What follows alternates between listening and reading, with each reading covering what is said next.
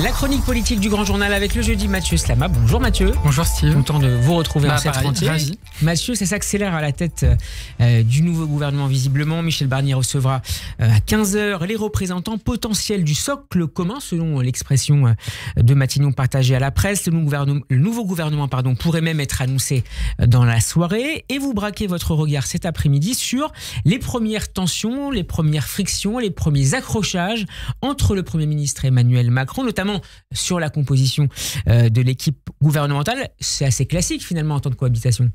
Alors, c'est assez classique, mais reprenons le fil de ce qui se passe depuis en fait 80 jours. Parce que ça fait 80 jours depuis le second tour des législatives. Ça fait 80 jours qu'on est dans un no man's land démocratique. Ça fait 80 jours que le président de la République fait, en quelque sorte, je vais être un peu extrême, mais fait de l'obstruction démocratique en bloquant, en retardant. Alors on se rappelle de la nomination du Premier ministre qui a pris des mois. Maintenant c'est la nomination du gouvernement, enfin l'annonce du gouvernement. Alors je ne sais pas si consulter c'est faire obstruction, mais là s'agissant de la composition du gouvernement, Michel Barnier a priori a proposé un gouvernement.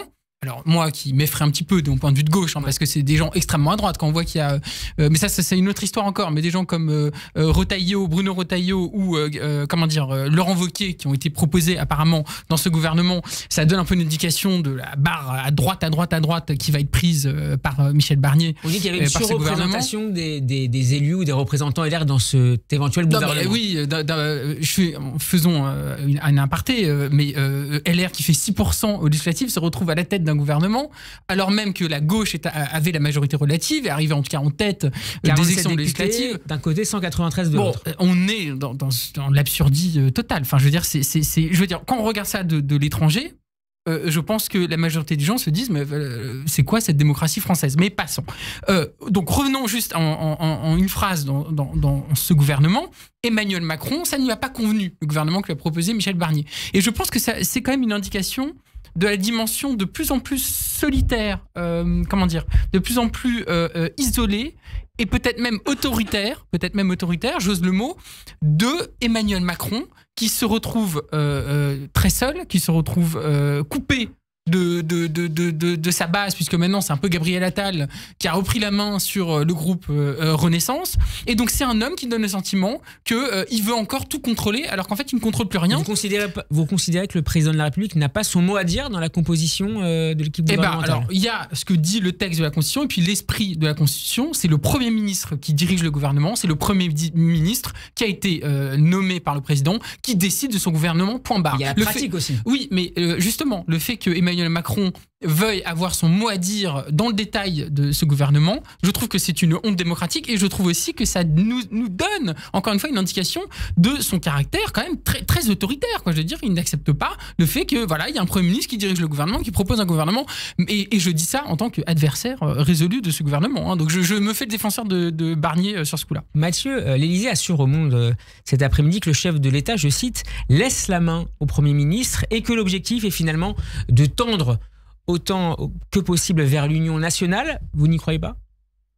Non, quelle union nationale? Quelle union nationale avec, rappelons-le, un gouvernement, enfin en tout cas un Premier ministre et donc un gouvernement qui vont être en fait sous surveillance totale de l'extrême droite, du Rassemblement national, puisque tout dépend de la volonté ou non du Rassemblement national de censurer, de poser une motion de censure ou pas. Donc, en choisissant Barnier plutôt que le NFP, plutôt que Lucie Castet, à gauche, Emmanuel Macron a préféré donner les destins du pays à l'extrême droite plutôt qu'à la gauche. Il faut dire les choses telles qu'elles sont.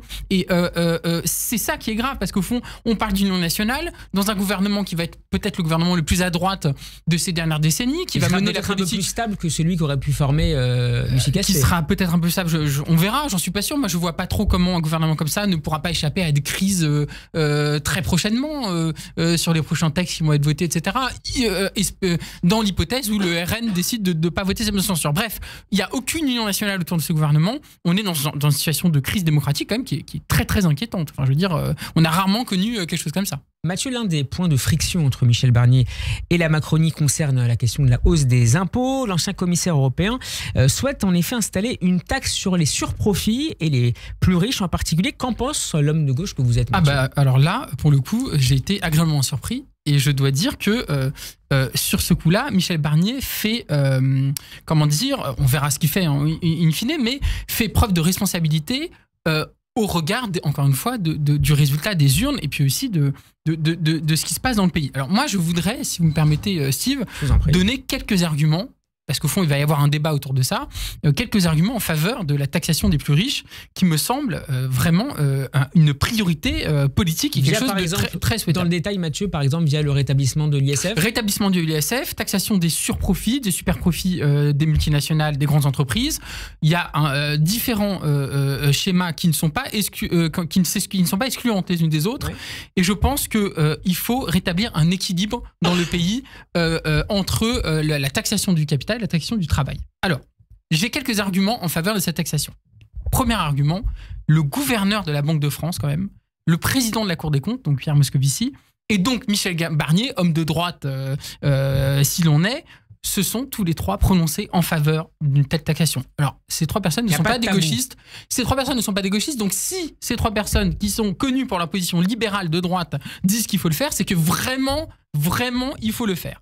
Deuxième argument, dans toute l'Europe, là, il commence à avoir des réflexions là-dessus. En Espagne, au Royaume-Uni, alors c'est maintenant hors de l'UE, mais voilà, et dans d'autres pays d'Europe, l'idée d'un rétablissement d'un impôt sur les fortunes et des superprofits revient en force. Et ça nous dit aussi quelque chose sur la manière dont cette idée-là est importante aujourd'hui.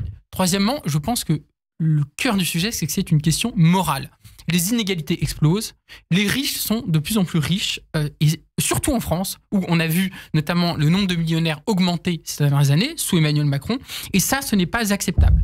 Les super riches, en plus, paient proportionnellement moins d'impôts que le reste de la population. Je parle bien des super riches, des très très grandes fortunes.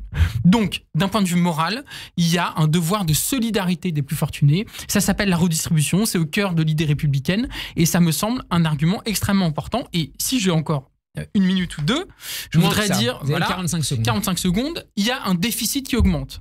Et on a besoin de nouvelles recettes. Il y a eu dans ces dernières années, sous Emmanuel Macron, 40 milliards de cadeaux fiscaux aux plus riches. 40 milliards. Et chaque année. Et en plus de 7 ans, il y a eu 1000 milliards de dettes en plus. Donc on a besoin de ces milliards. Et par rapport à cette idée de déficit dont Michel Barnier s'est inquiété, on a besoin de ces taxations. Et enfin, le dernier argument en une phrase, vous vous dites de droite, vous vous dites patriote. Eh bien, voilà, vous devez, quand vous êtes très riche, vous devez contribuer à la solidarité nationale. Je trouve que c'est un acte patriotique et même un devoir par rapport à la nation. Voilà. La politique avec Mathieu Slama, c'est tous les jeudis après-midi dans le Grand Journal sur Radio J. Merci Mathieu, bonne après-midi. Merci Steve.